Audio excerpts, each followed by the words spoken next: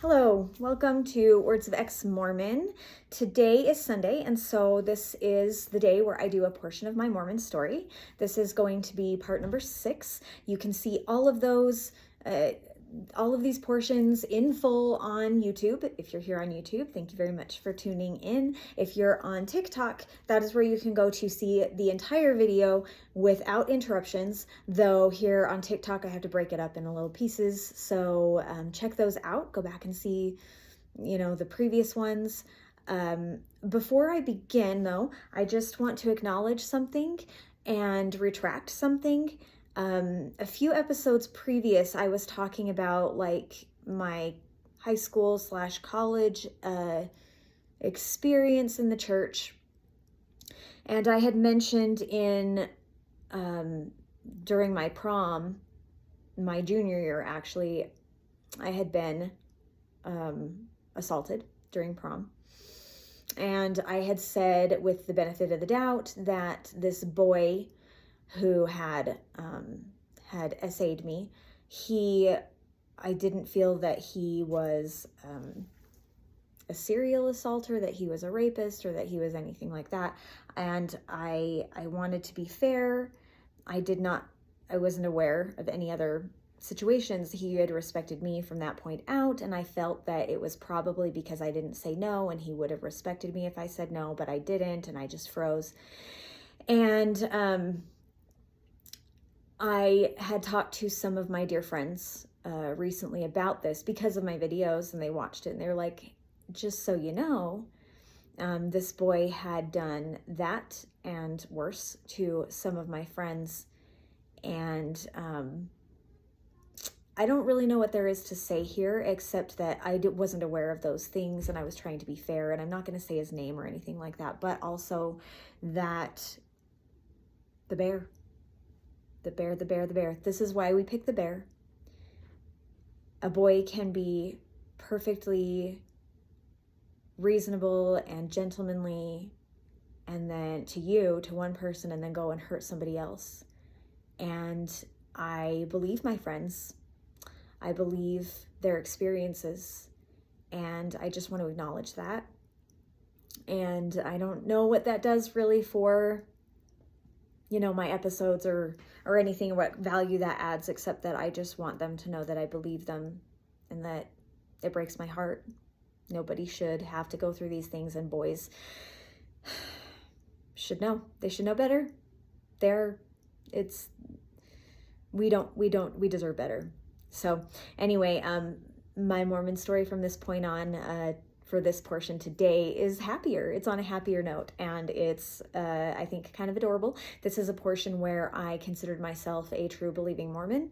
It's a short period of time in the grand scheme of things, but it is when I considered myself a true believing Mormon. I was still very nuanced, and there wasn't always a word for that. I didn't always have a word to apply to that belief system or how I felt about those things, but that's where we're at. And so I'm gonna go forward with this.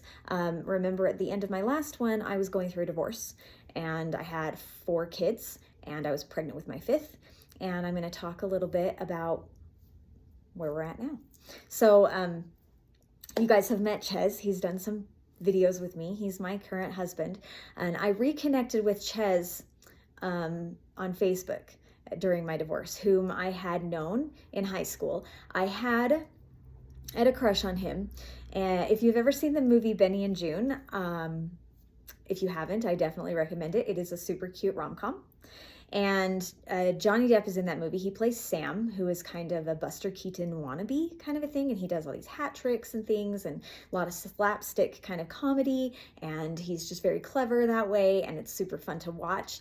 And Ches was a lot like that in high school.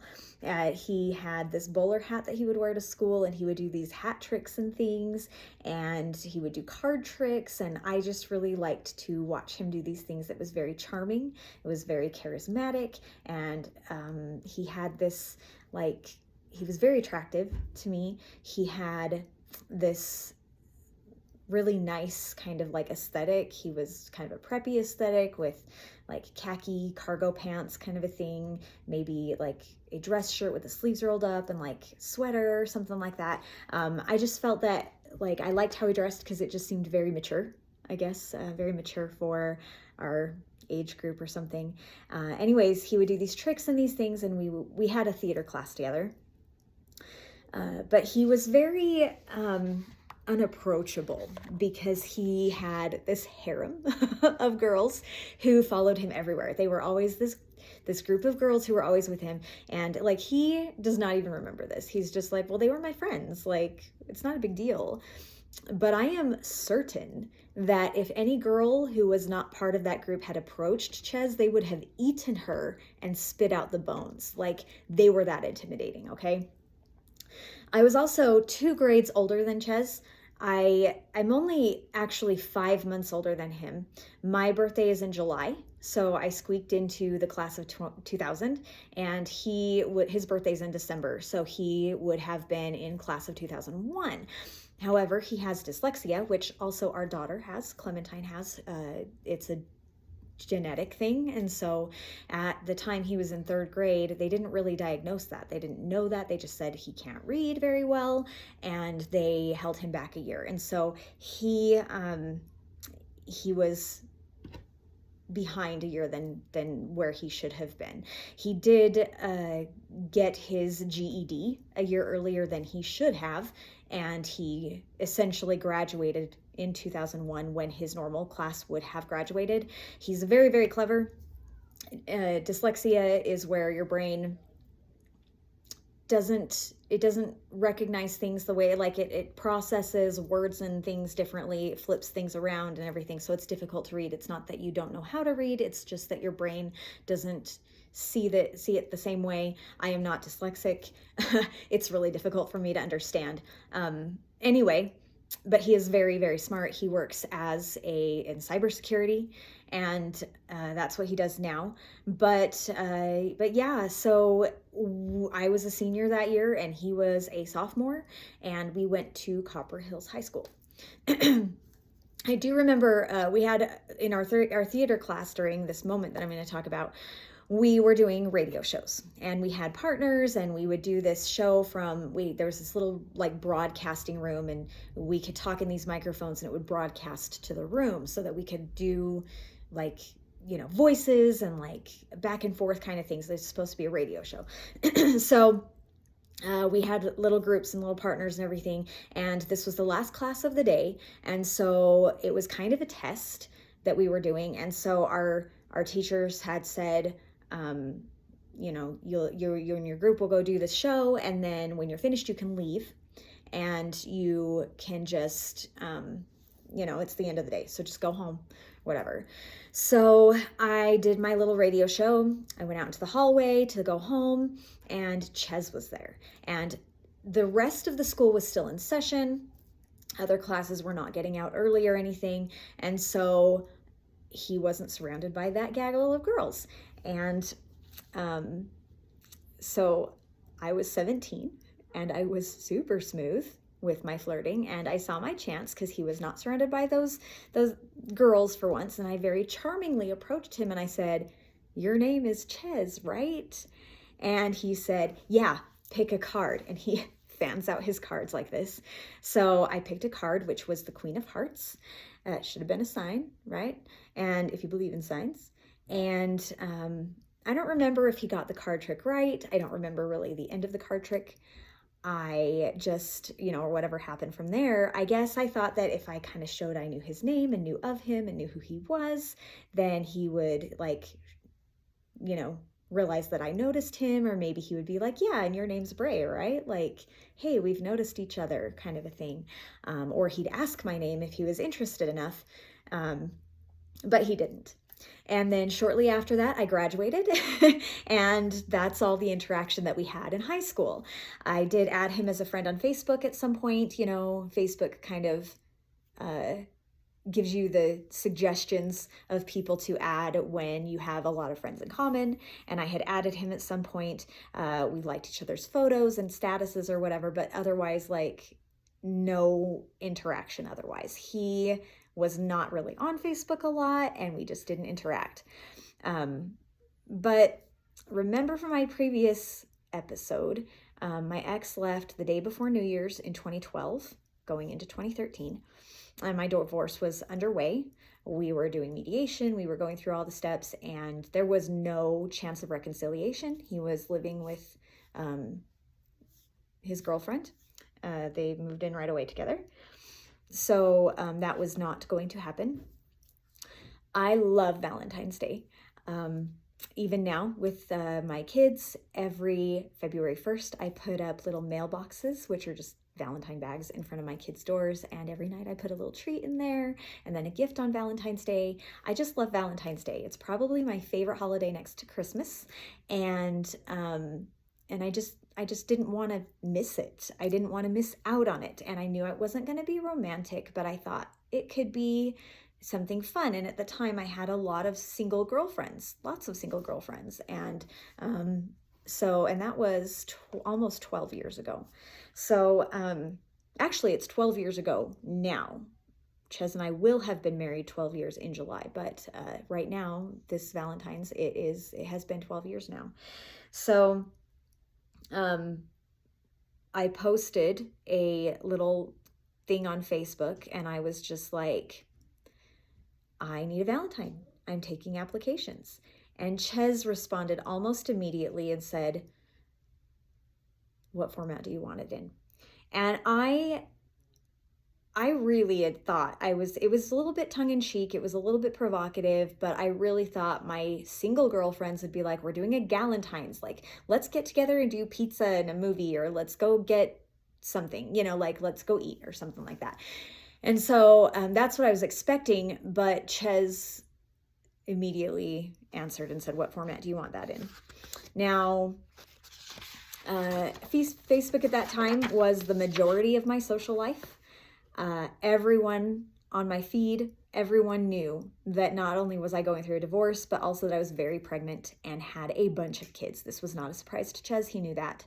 And Ches said he would make me a Valentine and that I wouldn't miss it. And I was like, okay, then I promptly put that out of my mind.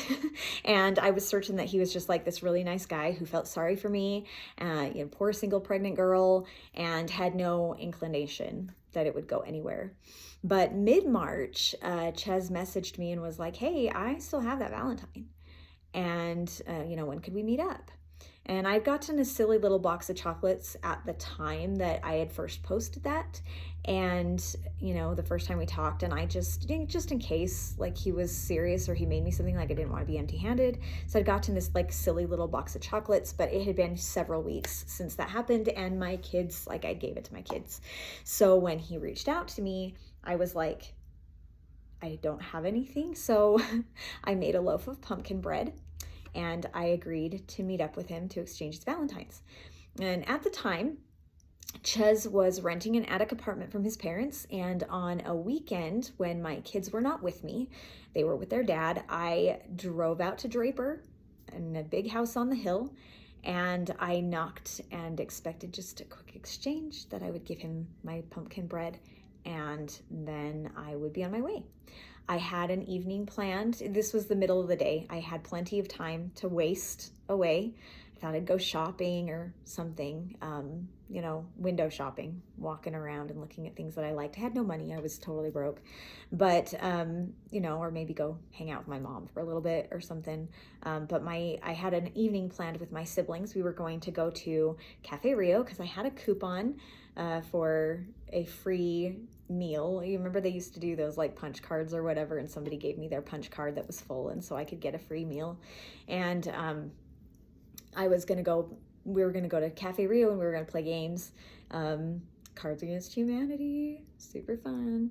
Anyway, I had that planned. My siblings were really awesome about never letting me be alone. When my children would go to their dads, they always planned things to be with me, which I am grateful for. And so, Ches that was the plan. I was going to drop that off. I was going to go do my own thing, and then I was going to hang out with my siblings. So, Ches came to the door and he was so adorable. He was wearing this black shirt that was kind of like form-fitting and everything. And I just was like, oh, he's as cute as he was in high school. And I, of course, felt I'm very petite. I'm very short, very small. And at the time, I was so stressed. My baby, they said that he stopped growing when Brandon left, but really I think he was growing and I was getting smaller because I was kind of probably malnourished, and the stress level and everything was just kind of, so I was at least, let's see, he was born in March. He was born 2 weeks later. And so I was very, very pregnant, but I still was very small. I hid it with my coat pretty well, but I wasn't trying to hide it. I just, my coat was covering, and I don't know, but I thought I look ridiculous, like this pregnant girl, and I just felt dumb about this, but oh my gosh, he was cute, and he hugged me, and he asked me to come in, and honestly, I walked into his parents' house, and because he was in the attic, and they were all there. His parents were there, and they were like, "Oh, hi, it's nice to meet you," and everything. And there was a Christus that was right there, and I immediately felt safe. I immediately felt like this was a good place to be. It wasn't scary. It wasn't icky, dirty, or smelly or anything. It's a very nice house and very nice people and everything. And so we went up to his apartment, and I knew him. Like I said, this was not some random necessarily guy. I knew of him. I knew we were acquainted. And I felt safe with his family there, and the pictures of the temples on the walls, and had met his family. And so I just really didn't think I was going to stay very long, but he had this row of books and this row of journals that were these leather bound and everything. And I saw them. And so I started asking, and he was talking about the story he was writing, and we talked about books, and we talked about movies, and we talked for 3 or 4 hours. And it was so easy. It was just so easy to talk to him. And we just really, really connected. And so then he was like, "I'm kind of hungry. Do you want to go get something to eat?" And I was like, "Well, I'm meeting my siblings, so I can't really, I shouldn't, because I want to eat with them, But he's like, "All right, well, let's go get something then, and we'll just get a little treat or something." So we went to Fazoli's, which doesn't exist anymore. We used to go there for our anniversary, but it doesn't exist anymore. And we went there, and he got food, but he got me a cheesecake because that was just a little treat. And anyway, everything just really from there clicked in a way that was so easy and quick and completely different from other relationships I'd had, including Brandon. Though I posted that evening about having a really good weekend, and I tagged Ches in my Facebook post. And that Sunday, which was the next day, my bishop called me into his office and said that he had heard that I had started dating. And I said, "No, I just met a friend for lunch, and he was very nice and supportive. And he told me that that was inappropriate, and that it was not appropriate for me to see men until my divorce was final." It was humiliating. It felt like I was 15 again. My ex was literally living with his girlfriend, and I couldn't even have lunch with a friend because he was male. Ches did ask me the very next day if he could call me, and from there we talked every single day, sometimes multiple times. He would tell my kids jokes or bedtime stories over the phone, and we would do dream dates where we would pick a place to go and meet in our dreams. And my divorce was final in May 2013. But then things moved really quickly. We got married July 2013, and we were married civilly at first. And then when my temple sealing was broken, we got sealed in September of 2014. There is a video that I posted last night that is of our civil sealing, where we did a little, very small reception after our sealing, or after, not our sealing, our civil wedding at his parents' house. And there's a like a cake smashing video, and it's really cute. I think it's super fun. So if you want to go and look at that and watch it, it's cute. His sweet family did kind of a luncheon, which I'm again grateful for, because we literally had no money at all. And they did that, and we were just gonna get married and kind of do nothing and just, whatever, but they took care of it. And now that I've shared our adorable meet cute, I can start on the Mormon story portion. There were a couple of years there where, like I said, I was at the beginning of this, I was a true believing Mormon, needing the church for that time frame where I was single and I needed the help and the welfare and everything from the church. And the community does absolute wonders for loyalty that way. I was very grateful for my happiness and my safety, and I was grateful for my children's happiness. Ches had become active again in the church just before we re-met. His mom actually passed away while he was on his mission, and he chose to stay on his mission. He was given the choice to come home, but while it was a choice, it was still like heavily discouraged over. And he chose to stay on his mission because he thought, well, it's where his mom wanted him to be. And so because of that, when he did get off his mission, there wasn't a lot of closure, and he had a lot of emptiness. He spent time in the army and was inactive for several years. He was just going through his whole reactivation when we kind of re-met. And when we got married, my kids were 8, 7, 5, 2, and 4 months old. So we kind of swam in that pool of easy religious parenting that I mentioned in my previous Mormon story, where having young children it's really, in my opinion, it was very, very easy to be a religious parent because they're just little. They don't have life experience to have revelation of their own, or like epiphanies or anything like that. So you have to understand that there wasn't really a timeline where one thing happened and then another, like a perfect this happened and then this happened. Like, there's not a timeline. Everything kind of happened or surfaced at once.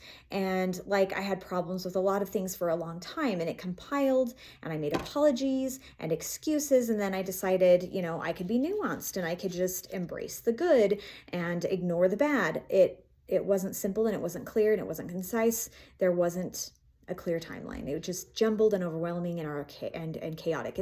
And that's why we have the shelf analogy, because you put it on the shelf and you ignore it, and it just compiles until it breaks. So the first thing that's really kind of went against the grain was that things like in parenting, our girls wearing 2-piece swimsuits, or having 14 or 15-year-old child that we didn't make wait until 16 to date. Like, I missed out on so much. I couldn't date or go to dances or anything until my junior year of high school because, as I mentioned earlier, I have a late summer birthday. So it was also really disappointing and really alienating, and I missed out. Our house is the hangout place. We regularly had a dozen or more kids here playing video games, watching movies, hanging out in the yard, playing basketball, or lightsabers, more likely lightsabers than not. Our kids are nerds. And, D&D and everything. And so, we just didn't see how it was different for them to be with the same group of friends in the school gym where they would be anyway, or, as opposed to the basement or a park or, wherever, a normal day at school, just because it was technically a date and it was a dance. So, we talked all the time about, inappropriate ways, sex and consent and racism, politics, and we let them watch certain rated R movies. Like, we would watch them first to make sure that they were, okay. But, within some realm of decent, but we didn't strictly adhere to the idea that you shouldn't watch rated R movies at all. There were some PG movies or PG-13 movies that we were like, no, that one's not appropriate. But like, for example, there's one of the movies that we wouldn't let them watch for a while was Suicide Squad. Scarlett really, really was into Harley Quinn, and we were like, the thing is that there's that relationship with her and the Joker, and we didn't want her to like internalize that was an appropriate relationship, and it's a super, super abusive relationship. And so, she really wanted to watch it, and a lot of her friends had seen it, and we were like, no, but there were a lot of other movies that we were like, yeah, like you can watch this movie, regardless of the rating, but we didn't strictly adhere to that. We didn't encourage playing with friends on Sundays, but also I never said no to a birthday party that was on Sunday. Like, how horrible to not have friends come to your birthday party because it is on a Sunday. Like, for the most part, we kept the Saturday holy, but we allowed our kids to wear regular clothes, and not have to wear their church clothes all day. We let them watch TV, listen to music. We also talked about the family proclamation. I have a lot of gay friends, and my kids have a lot of trans or non-binary friends, and I was very supportive of those friends. And we also talked about this document, the family proclamation. We had it in our house, hanging on our wall, mainly because I'd never had one before, but when we got married, Chez's bishop gave it to us as a gift. It was in this gorgeous, big, beautiful frame. In fact, now I have a different picture of our family in that frame because I kept the frame because it was lovely. But, Chez's bishop gave it to us as a gift, and so I just put it there on the wall. We talked occasionally about how like science shows there aren't just two genders, and it's entirely possible that our bodies aren't correct. People need glasses, they have diseases and disabilities. Bodies aren't always correct. So it was the way I made that square peg fit into the round hole. It always bothered me, but it was shelf matter. So from a very young age, my oldest boy, Mahone, he told me he did not want to serve a mission, and I always told him he didn't have to, and it was okay. I never pushed that. My dad didn't serve a mission. None of his grandpas served missions. Most of his uncles hadn't. They were good men. It was okay to not want that for yourself. During this time, Chez, my new husband, and we taught the youth. We taught the youth a lot, various classes, and Sunday school together as a partnership. Many times we would prepare a lesson, but a lot of the times we just let them ask questions and we answered them. And my answers were always what I feel were very compassionate and wholesome. And I feel like I adhered to Christ's teachings, but sometimes they would not necessarily vibe with the church. For example, like they would ask about evolution, but, and I would say, well, that God probably could create Adam and Eve right then and there, sure, but I believe that God works through science, so it was probably evolution, and at some point they were the first. I don't believe that now. I just believe in evolution. I don't believe there was a first couple. I don't believe in the creation in any way. But I did then, and it was unorthodox. So, or they'd ask about the flood, and I told them that, my theory was that the history was written by the idea that Noah only lived within his certain bubble in his certain area, and he didn't know the extent of the whole world. And, from what he saw, the whole world as he could see it had flooded. But it was just the vicinity, maybe. But more than scriptural doctrine. And I also told them, like, I don't necessarily believe that Noah and his family are the only ones who survived. Like, all over the whole world, Noah and his family are the only ones who survived. Nobody else, like, had a boat. Nobody else had, like, a door that they climbed onto, like Titanic or something like that, that floated, like, anyway, I was like, those are my theories. Like, I don't know. We don't know. We only know the history that's written from Noah's little point of view. It's not even written by Noah anyway, but, so I'm sorry, don't want my notes and the rustling to be annoying in the video. Anyway, but the history, we just don't know. But more than scriptural doctrine, I fought against the culture and moral teachings that had nothing to do with scripture. I vehemently opposed modesty lessons and told the girls whenever like something like that would come up, I would just be like, look, you dress for you. You dress for yourself. You don't dress for the boys. that's, you dress what you're comfortable in. I shut down the conversation where inevitably somebody would bring, well, if you dress this way, you attract the wrong kind of attention.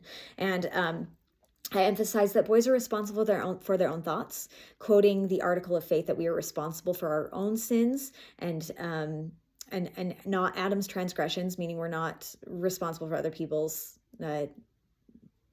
sins. And the scripture where Jesus tells the man who is lusting after a woman to pluck out his own eye. He didn't tell the girl to cover up or say, man, she's being slutty, like, and asking for it. He said, mind your own thoughts and your own actions. I really emphasized the infinite nature of the atonement and constantly just told them that repentance means it's gone and done, and you don't have to have that sin anymore.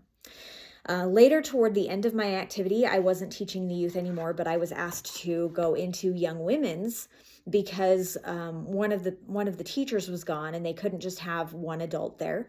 So I went in and I was quiet for the most part. I just was there to be there. I hadn't prepared a lesson or anything.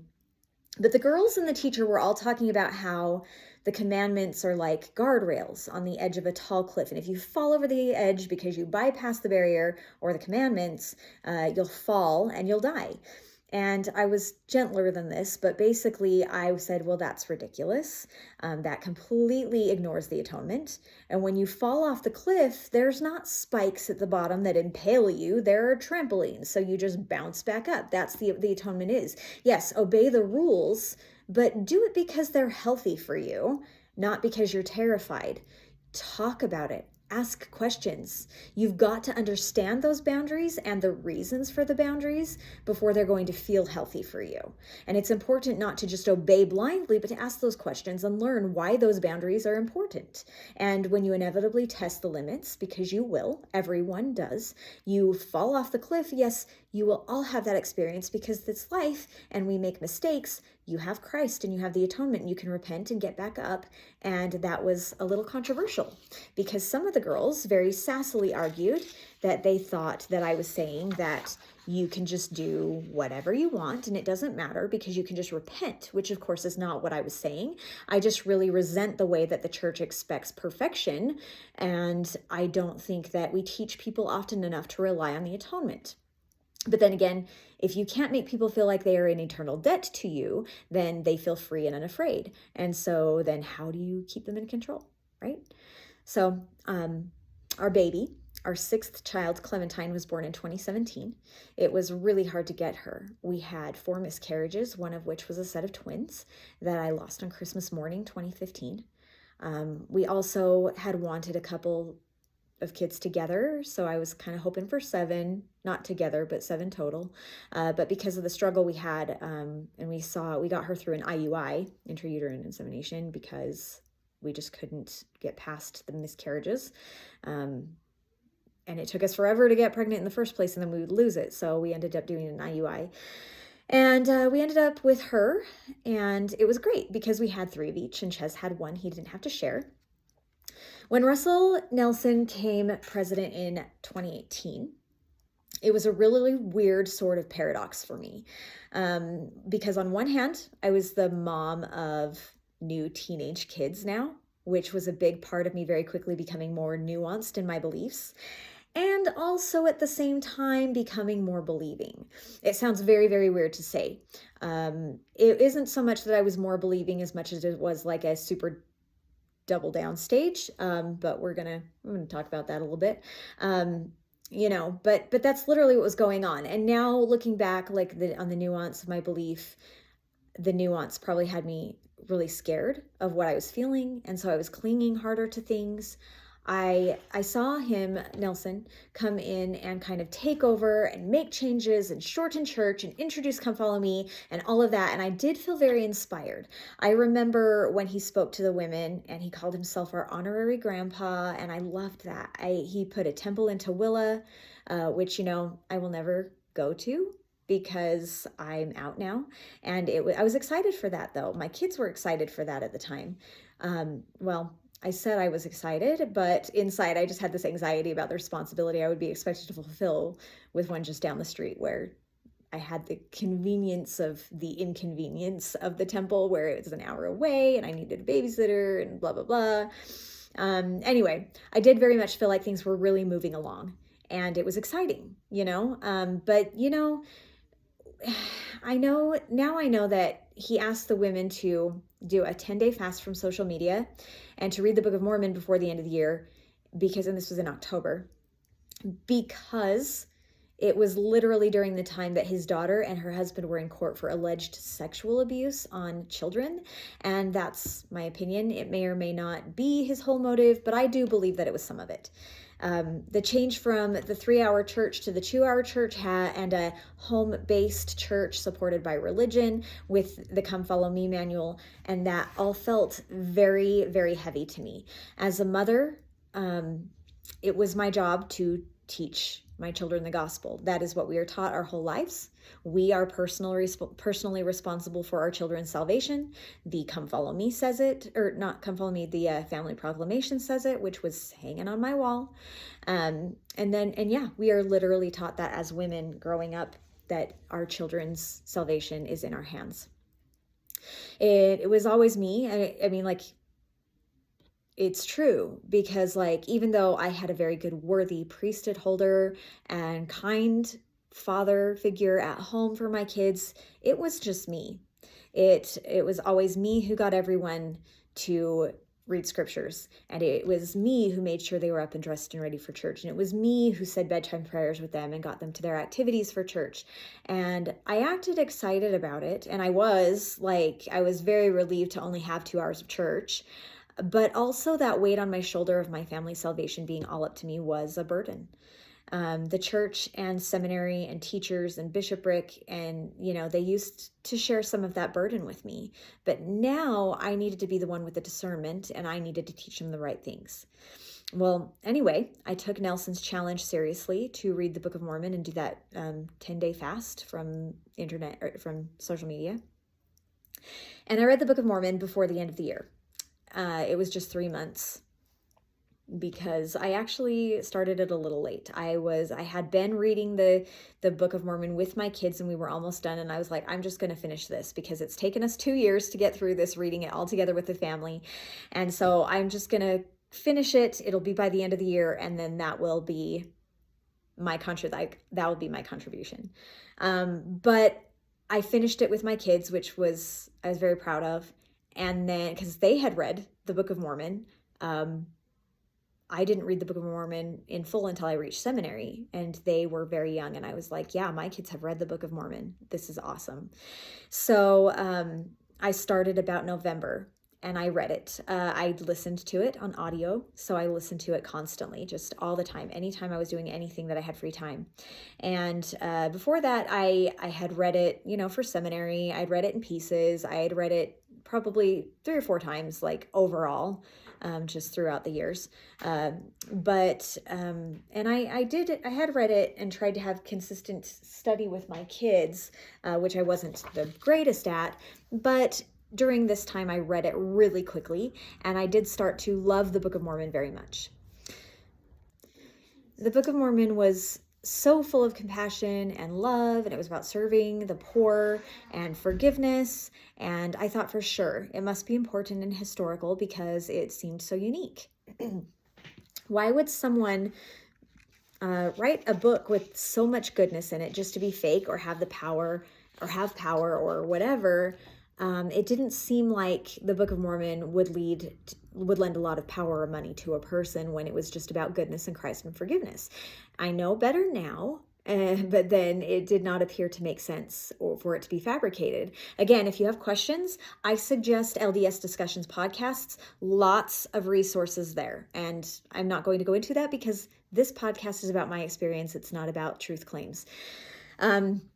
It did certainly bother me with the racist overtones there, but again, I knew and employed all of the apologist answers. White meant purity. It meant that they were clean, or maybe the dark skin was a tattoo or something, like a tribal tattoo, which is why their children went back to being white, meaning not tattooed, when they became righteous, because you had to actively put that on your skin, Maybe it was a visible disease or something like a skin rash or leprosy or something like a plague. I don't know. I didn't want to face that it was racist, and I couldn't shake that though. The main thing to me was that Nephi and his family were called white and delightsome, but they came from Jerusalem in the Middle East. So they probably wouldn't have been white either. I was really confused about where that idea even came from. A family that came from Jerusalem was probably darker, olive-skinned, Middle Eastern looking. Same for Christ, who was from Jerusalem. You know, so, you know, all the pictures that we have of Christ, all the paintings that we have are of, you know, white European kind of image, and Christ wouldn't have been a white guy. So I put those things up on my shelf.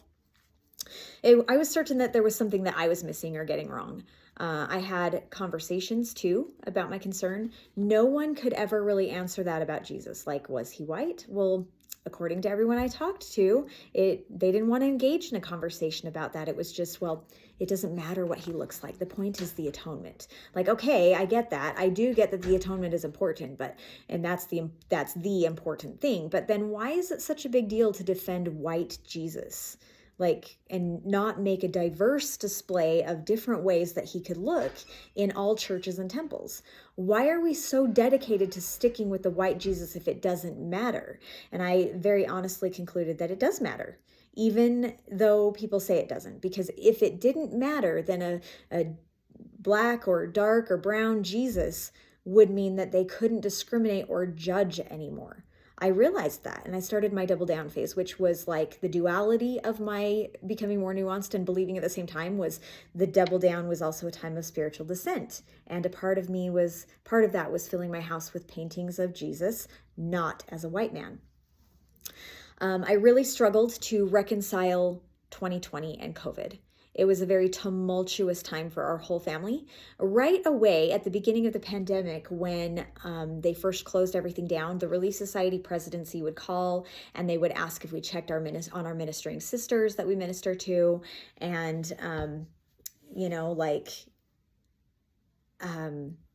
I actually asked to have that taken away from me. I didn't want to do it anymore. I didn't want to minister to people. I had 6 kids at home and 1 computer. We were trying to homeschool everybody online, and later that year we did end up getting, the schools got Chromebooks and they gave it to all the kids and everything, and that was fine. But for a good solid at least a month, I was trying to do my job and then also let my kids each take the turns doing their stuff. Some of them had, like, their teachers were like, we're going to be on at this time, make sure your kid is logged in. And it didn't take into any consideration the fact that some families don't just have 1 kid, they have many kids and they all have to be doing the work at the same time. So it was a very, very difficult. It was very, very stressful. Ches struggled to stay working because he was working as an electrician, and with things shut down, there was literally no work for him to do. He actually had 5 different electrician jobs throughout 2020 and 2021 because he would go to a job and they would hire him and say, oh yeah, we have plenty of work to do. No worries. We'll keep you employed. We'll keep you working. We'll keep you having a regular paycheck. And then he'd not have any work. And so then he would find another place that he was like, these are my skills. This is what I'm trying to do. Later, when he was trying to find another job, after he went back to school, because eventually he was like, I'm just gonna get some student loans. I'm gonna go back to school. I'm gonna do cybersecurity. It's something I can do online. It doesn't matter if things are shut down. And so he did that. He did that instead through 2022. And when he was trying to find a job, we had several places be like, it's a red flag that you didn't have. You know what was a red flag? A red flag was not giving my husband work and giving him a paycheck when you hired him. Like, that's what a red flag was. They were like, it's a red flag that you quit so many jobs in 1 year. Yeah, well, it was 2020 and there were no jobs and I needed a paycheck. I needed an income. Anyway, that's my own little side bitterness there with 2020. 2020 screwed us all, right? Like, we all felt that. Anyway, but he struggled to stay working. He couldn't do the electric work from home. We lived paycheck to paycheck, and they were telling us to make sure that our neighbors, that the people we minister to, had enough food. And if they didn't have enough food, then we should offer them some of ours or offer to get them some. But I was struggling to get food for my own family, not, let alone like take other people anything. I couldn't get extra anyway. The shelves were empty. It was very worrisome time, and I was very overwhelmed. Can I also just interject right here, my frustration and disdain for the whole food storage and self-reliance thing that the church has going on? Like, part of this, I feel, plays into that prosperity gospel thing. Like, you can take care of yourself and you should be prepared. If you're not prepared, then it's because you were doing something wrong. But also, can we just recognize that what a waste of time and resources and space and money this all is? I'm not saying it isn't good to have some 72-hour kits or like a week or a month worth of extra food, some savings in the bank, etc., in case of emergencies. But having a year's worth of food, and remember, it used to be 2 years worth of food when I was young, and that was the goal was 2 years. So a year's worth of food per family member, if your family is, for your family, it's ludicrous. Like, food goes bad before you can use it. And the stuff that you can store for ages and ages isn't stuff your body can just go eat. Like, you have to figure that into your diet consistently over time in order to not get sick from it. So there are wealthy Mormon families out there hoarding years and years worth of food on top of hoarding wealth, while people are still literally starving in their own communities. And they'll never use that food. They may throw it out and replace it, but it won't get used. I don't know. My house doesn't even have storage space for 8 years worth of food, a year per person in my family. We barely have room for a week's worth of groceries. I don't have a place to store towels, and that doesn't even begin to address the amount of money that I would waste to buy 8 years worth of food. Quick math to break this down. I spend $450 on average per 2-week period on groceries, which includes cleaning supplies and pet food and sanitary products, toothpaste, mouthwash, medicine, those kinds of things. And it feeds our family. So that's the cost to feed 8 people. I am including my 2 college-age kids in this for 2 weeks. So that's $900 per month. And this is conservative, because some months, like during holidays or birthdays or something, like I might spend a little bit more. So 900 times 12, meaning a year's worth of food, is $10,800. So that's almost $11,000. And that could pay for one of my kids' college for 2 years. $11,000 could pay for our mortgage for 11 months. $11,000 could pay for my kids' school fees and extracurricular activities for, well, if I had that set aside, I'd probably never have to scrimp or save for school lunch, band participation, school fees, yearbooks, school trips, etc. ever again, for as long as my kids are in school. $11,000 is just a lot of money. And while self-reliance in this sense isn't enforced as part of the gatekeeping to the temple, it certainly is something that is encouraged and glorified. But I don't think that the church should be doing that. I think that they should be encouraging donations of food to food banks and discouraging hoarding of any resources. This hoarding mentality is a huge part of why the shelves were empty during COVID and people didn't have enough for long-term food storage, who didn't have enough for long-term food storage suffered, while all those who already had enough hoarded it for themselves.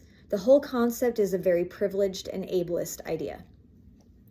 Now, I had struggled with the change that kids could get priesthood and attend the temple the year they turned 12 instead of at 12.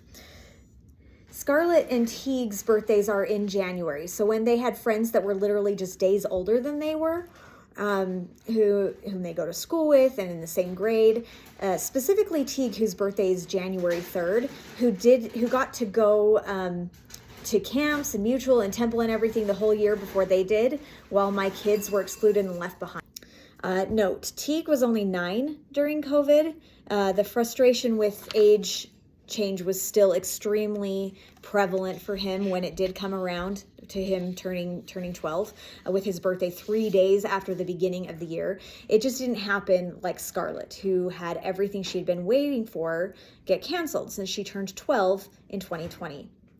At the end of January. With everything shutting down in March, Scarlett, she turned 12 January 29th, had all her exciting things canceled. She watched her 11-year-old friends do all the things the year before while she couldn't go.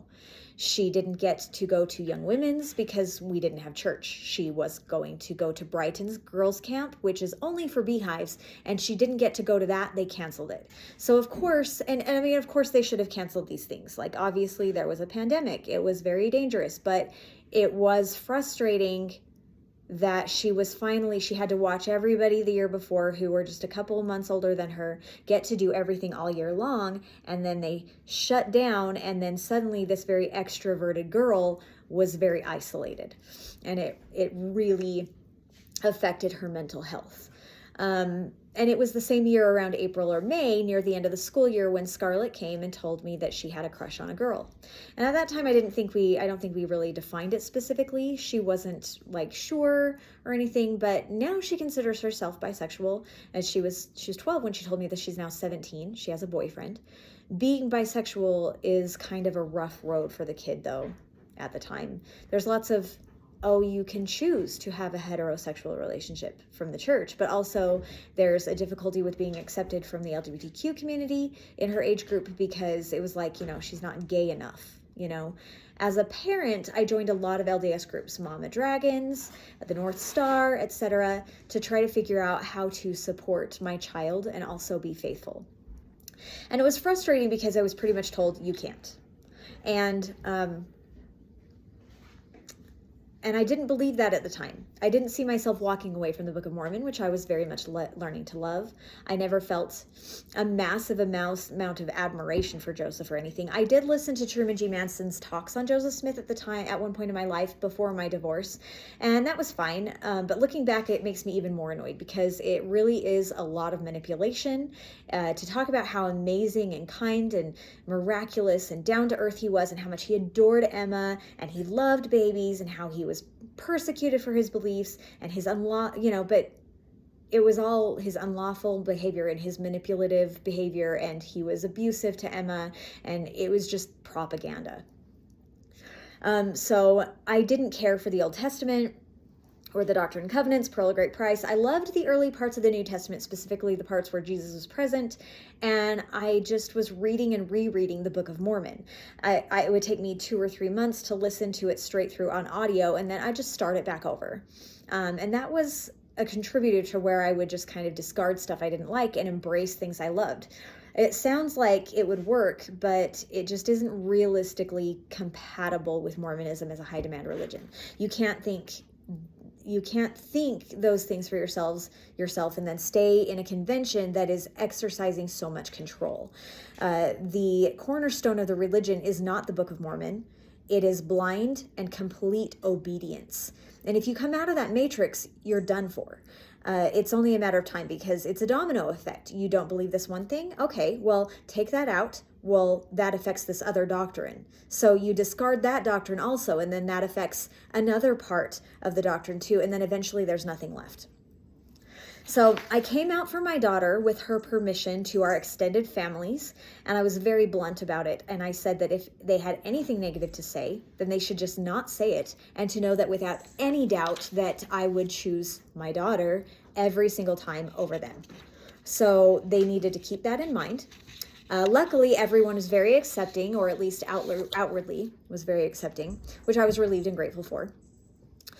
So with COVID, I was also in the camp that, how wonderful it is and how prophetic it is to have a prophet who's a doctor at this time who could reassure us about the vaccine and give us good medical advice.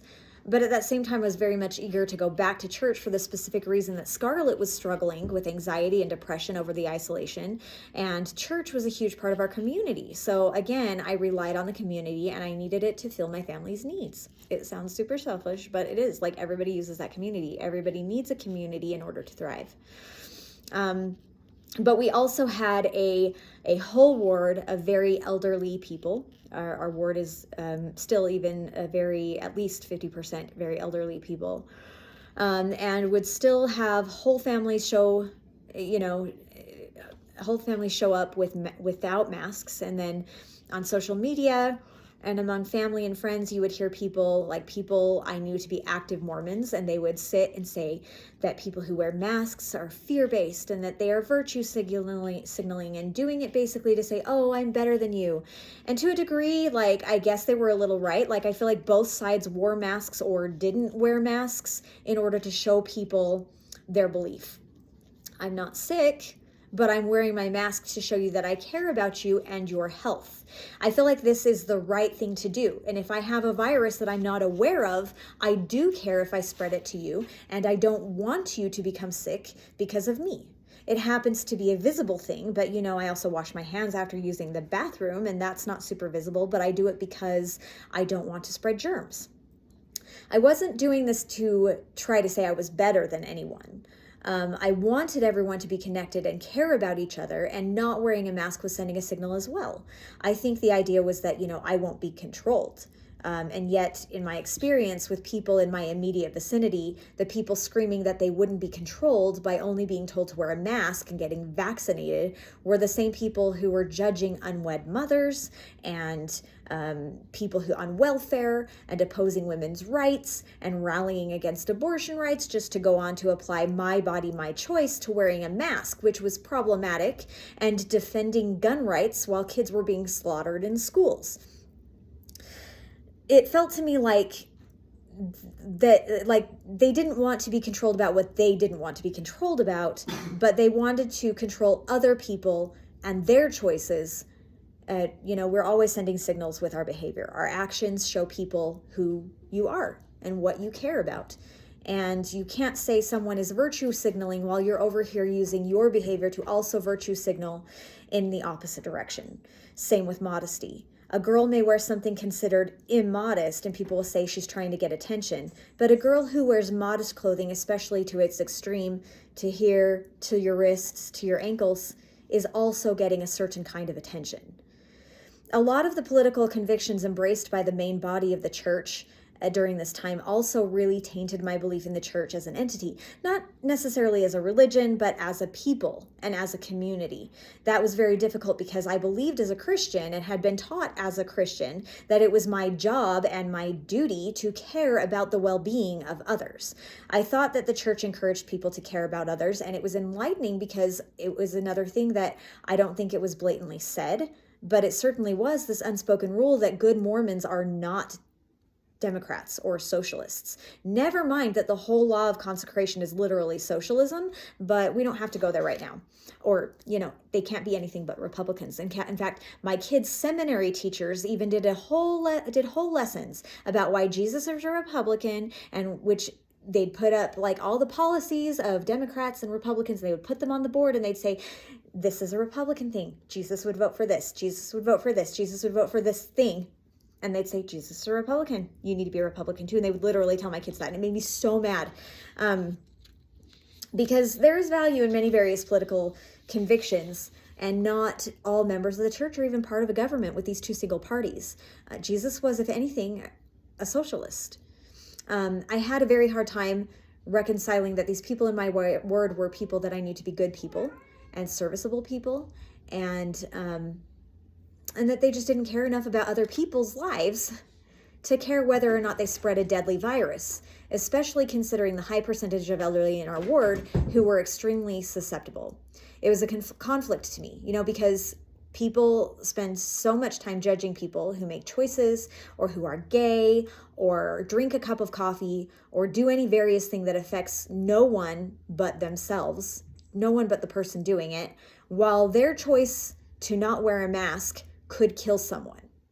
People are literally saying that the prophet was out of touch because people were literally saying that the prophet was out of touch because he was a doctor saying that people should get vaccinated and wear masks. And that was because he was too old and wasn't in touch with life today, and that he couldn't control what they put into their bodies. But then they would turn that around and condemn people who made other choices for their own bodies and be like, well, you're not following the prophet. Okay, the prophet said not to get tattoos. A prophet said we shouldn't drink coffee. A girl with more than one ear piercing, for example, or people who choose certain clothing or to drink coffee, even if given the argument that prophets who gave those rules were out of touch, they would laugh about it like it was different because you're just choosing which commandments to follow. Well, so are you. The prophet said to wear a mask, and that's probably the most wise word of wisdom that is even available, even more than any of the existing word of wisdom rules,